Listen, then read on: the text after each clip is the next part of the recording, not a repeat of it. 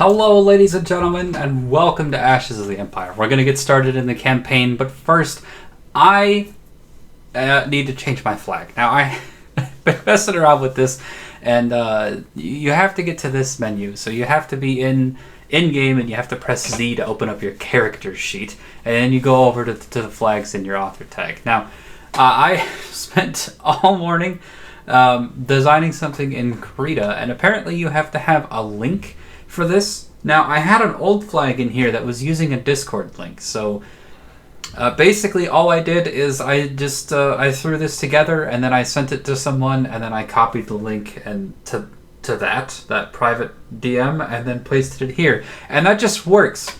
I'm sure there's many other ways to do this, but this just works. Ba-da-ba, here we are. Let's start a new campaign. We don't need no tutorials. We're experts. Apparently there's one with no volume limit. What does it say? It's all fluff. We don't need any of this shit. It's all fluff. Now, as far as difficulty, this is what we've got. I think 5% is a good middle ground for the campaign. I think it makes sense that you could loot fuel and ammo and stuff like that. Damage difficulty, we're leaving stock. Growth factor, 200%. I want to see a lot of stuff. Combat, we got that set to 3 because I want to see all the designs. And the last option, I have no idea what it really does. I guess there's a diplomacy system and it makes them more likely to target you. I'd like to be able to choose which faction I'm fighting. I just think that would make for much easier series production on my end. So I've turned that down to 1 so that we can sort of control who we fight, I guess. Yeah, that's what we're going with.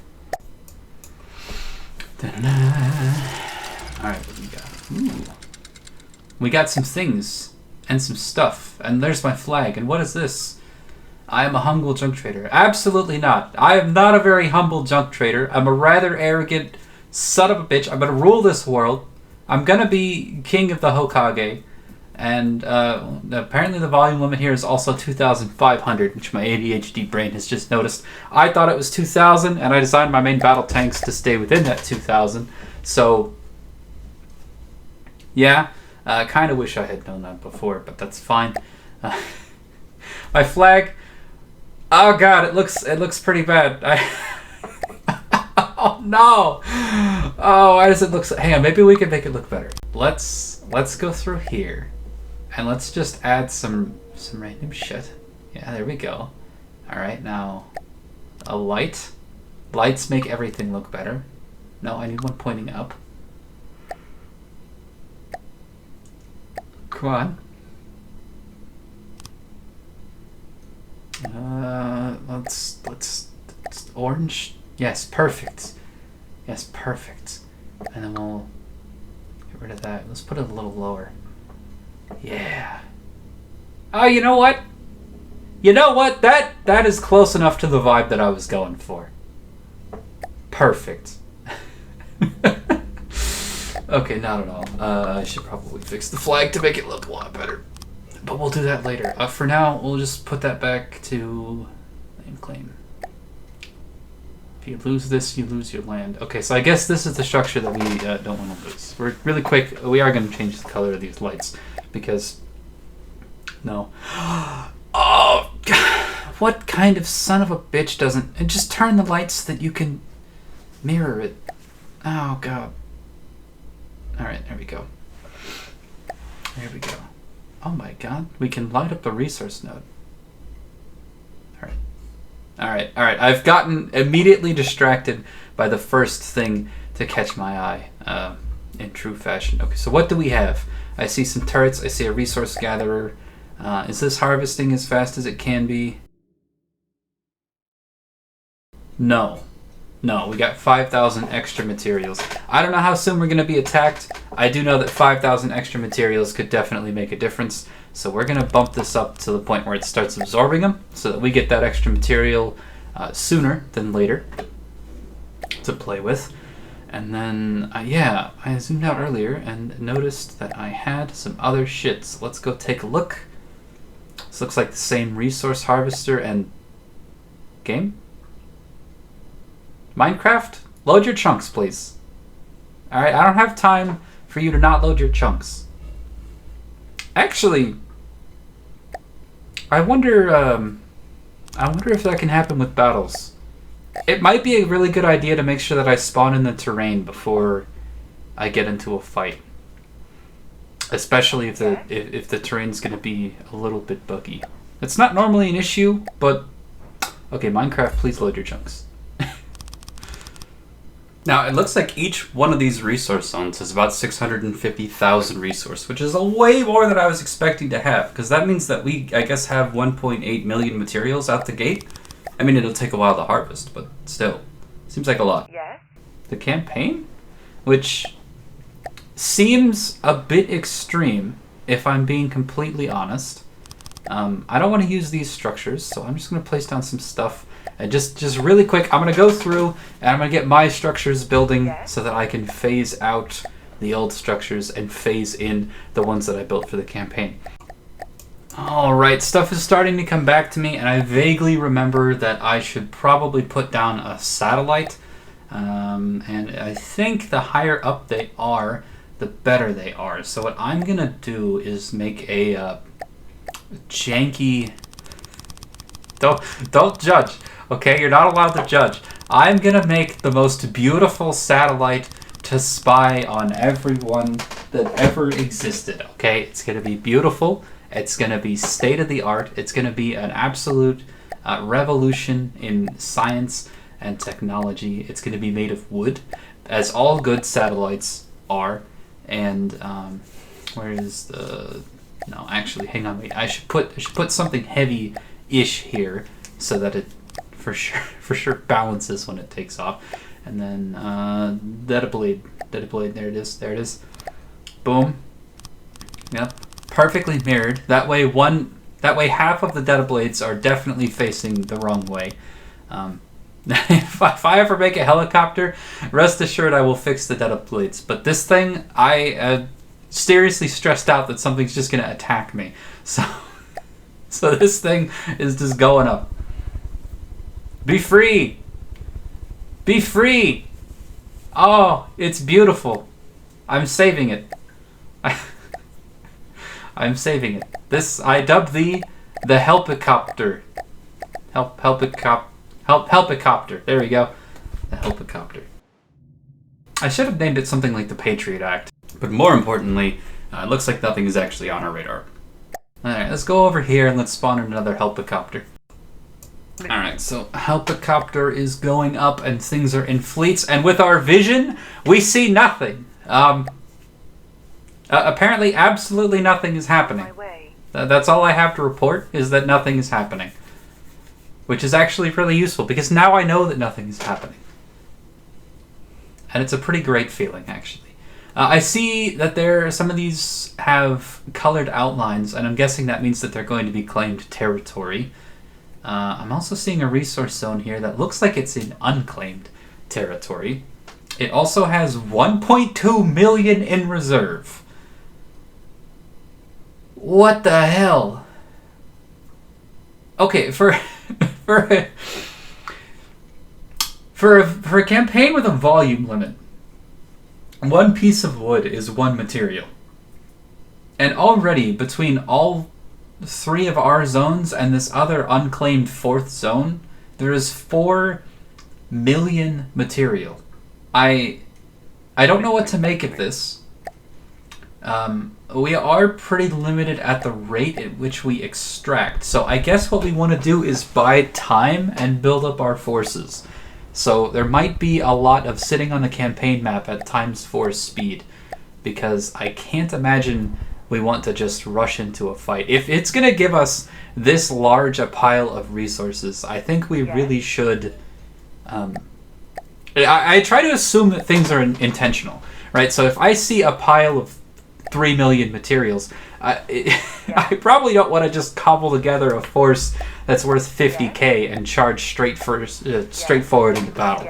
I probably want to make a substantial array of forces. So we're gonna build up for a while. I'm gonna set some structures and some small things to build. I want to get a helicopter and a skeeter at every base. along with a helicopter pad to launch them. And then other than that, I want at least one rhino for defense. and I'll probably be building a couple of extra of my static structures at all of these places. I want to build up my infrastructure, and I was thinking about trying to save some money by having some of my stuff RTG battery powered, building some RTG banks. But if we're just gonna have 3 million material, that might not be the way to go. I don't know. Our battery powered and RTG stuff is the sort of thing where over time you save a lot of resources. And given that we need to wait to harvest the 650,000 from each of these zones, we might end up waiting for a lot of time. So maybe I can't tell if it's either a really good idea to use RTG or if it's a really bad idea, right? Because either the abundance of resources makes it really important to be powerful early, or the abundance of resources makes it really important to maximize your economy. Both of these are valid strats in strategy games normally, so it's hard to call. I just don't have enough information. So to start with, we're going to use what we have. We're going to get some forces up. We're going to start with getting a rhino and a helicopter pad at each location and getting some of our aerial reconnaissance vehicles paired with some of our defenses. I think that's really the only option that we have. And then I guess there's like 45 minutes left until there's a meeting of some sort, and I'm guessing that violence will be declared at the meeting. So, yeah. Yes, on my way. A little while later, and I've decided that, well, it might not be a good idea. I am going to prep to fight the Dustwind Gypsies, because there is that resource zone that's directly south of me, and they've moved a unit over to claim that territory. Well, it hasn't moved into that territory yet, but they claimed the territory that's next to it, and then they have a unit over there. So I've got a force of a rhino with a scout plane on the way. There's just a sidewinder in the territory right now, so the rhino can definitely handle that. I've got a second rhino building. I've used some of my logistics vehicles to pool resources at my southern base, and I'm putting together another rhino to go and back him up. I've left a helicopter with a skeeter and an intelligence craft at every single base so far, and I've got some more forces, a third rhino building all the way up at the northmost one, just to make sure that I have some forces over there in case anything happens. We still haven't had that first summit yet, and I'll be back with, I think that's about all the back end I'm going to show. So we'll be back when something major happens. Alright, so a little while later, here we are. The World Council has begun, where a bunch of civilized people sat down to have tea, and one of them looks like Jack Sparrow, and that's kind of distracting. Now, I'm pretty unfamiliar with the system, and I really don't want to fight any of these people. Basically, the only campaign prep that I did was looking at 3 designs from the Dustwind Gypsies and 1 design from the Onyx Watch, the easy tanks from those factions. That's the only thing I'll let myself see. So I don't really want to go up against the other factions until I've had a chance to test out, possibly refine, change, or even replace the vehicle designs that I have. So we're going to declare war against the Deepwater Guard, because that is one of our options. Seems like we're going to be able to have just one opponent, so that's quite nice. We'll launch against the Deepwater Guard first, and then we'll pick one of the factions that's neighboring to them next. Yes. Here we are a little while later. We've moved out with 1 rhino against the Dustwind Gypsies. We're up against a Sidewinder and a Shrike. The Sidewinder is a pretty small little vehicle. We're not really concerned about it. The Shrike, however, is a bomber. I've seen this in the adventure mode. It has a pretty nasty volley of I think it's like 16 or maybe more small bombs, like magnet bombs. So it'll fly directly over and drop the magnet bombs. Now the Rhino, if it's moving in a straight line, should be fast enough that it might be fine. But either way, I'm going to take manual control and have my guy just drive off to the left. It looks like we can't save right before a fight begins, which means you can't save scum your way, which means I guess you're on Iron Man, sort of, which is pretty good. pretty good. Gonna go ahead and take care of this Shrike initially to start with. I don't intend to manually control my vehicles too much, but I did design things to be supported by one another, and I currently only have one Rhino here. So I'm taking manual control because that Shrike has the potential to completely destroy my entire standing army right now, Lamau. I don't know if the Shrike can bomb the Rhino. The Rhino might be too fast, but if it can, I think its bombs will destroy it. Yeah, we won't be manually controlling craft once we get a decent force group together.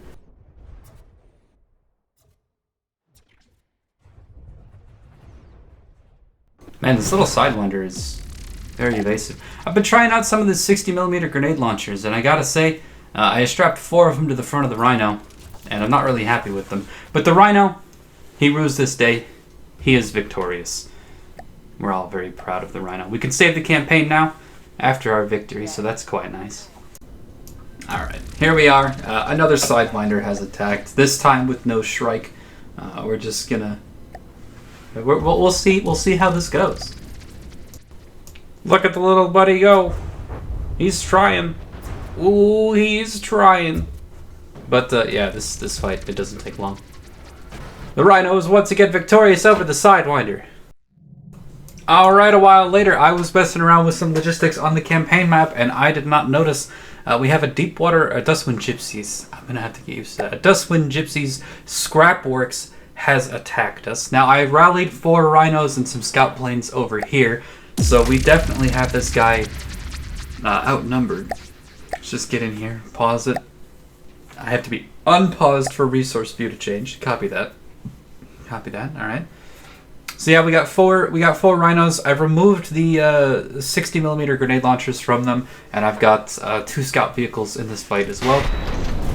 Pretty sure this guy doesn't really stand too much of a chance. It's an APS on the back of him, firing tracer rounds. Oh man, slow the game down a little bit. What is going on here? Did we cap his... That is a frag gun, and we capped it. And it looks like he got attacked by some serious spiders. Managed to pause at a very lucky moment when he revealed that he's actually just a spider. Yeah, that guy is taking a lot of damage. I don't actually think we took any damage whatsoever in that entire fight. I think he couldn't really hit us. Wow. Okay, so the Rhinos, as derpy as they are, seem to be effective against the Dustwind Gypsies. Very, very happy with that. Alright, so while we were doing that other fight and sorting out some logistics, we got attacked by a Rattler and another Shrike over here on our solo Rhino. Now this guy is definitely technically outmatched. Well, at least in terms of resources, but I think with good control he can probably survive. That being said, since I've got an army to fall back on, I feel like I don't need to control him. So we're still going to let the AI do all this, but he is going to have to fight this because he's not going to be able to get away. So, yeah, 1 Rhino versus a Shrike and a Rattler. I don't really know what the Rattler does. Sounds like a snake. So we'll have to see. But, yeah, we'll just load this as far north as possible, I guess. And go ahead and start. Now, we do have a little bit of repair capability, so... Oh, God. Oh, no, I'm not there. Okay, pause the game. Let teleport. It helps if we're at the fight. And, oh! So, it looks like the terrain can actually not load when you're in a fight.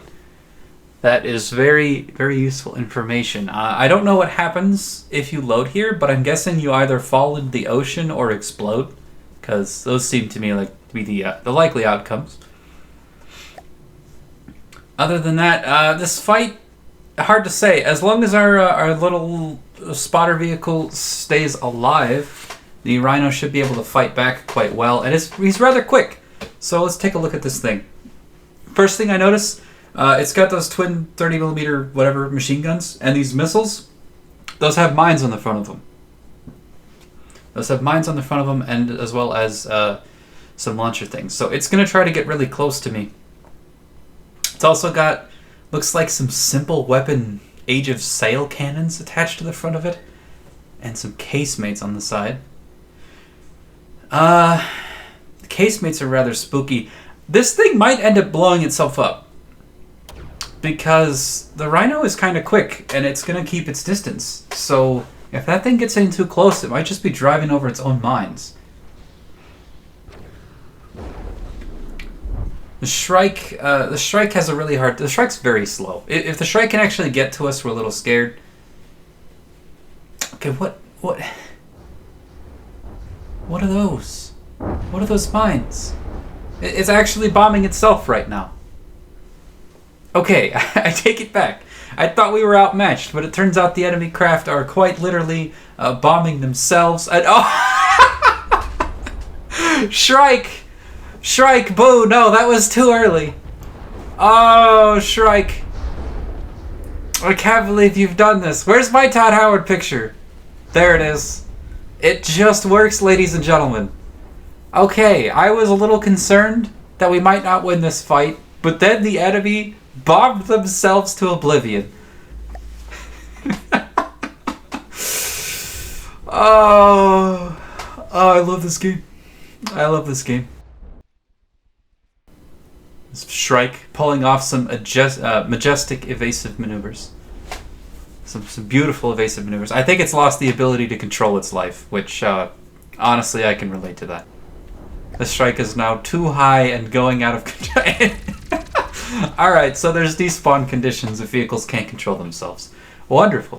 As you can see, we've got rid of those 60mm guns that I was trying out. They were pretty useless, and they made it more expensive. And they were also very frail, and they could explode. We're going to advance our main force of rhinos closer, and we're also going to replace some of the scout vehicles with skeeters. So it's going to have 2 scout vehicles, 2 skeeters, 4 rhinos. A rather formidable force. So yeah, I'm just going to go through here and get that logistic work done. We'll pull our singular rhino back and have him just go capture some of the extra territory, and we'll move some of our helicopters around. While I do that, that is going to be the end of the video. If you've watched it this far, please consider leaving a like and comment, and even subscribing to the channel if you want to see more From the Depths with me, Cargo. This has been a lot of fun, and this episode ran a little bit longer. I wanted to give the background context for what's actually happening in the campaign. That way, if anyone's not overly familiar with the campaign, or maybe they're new to From the Depths, they have some idea of what's actually going on.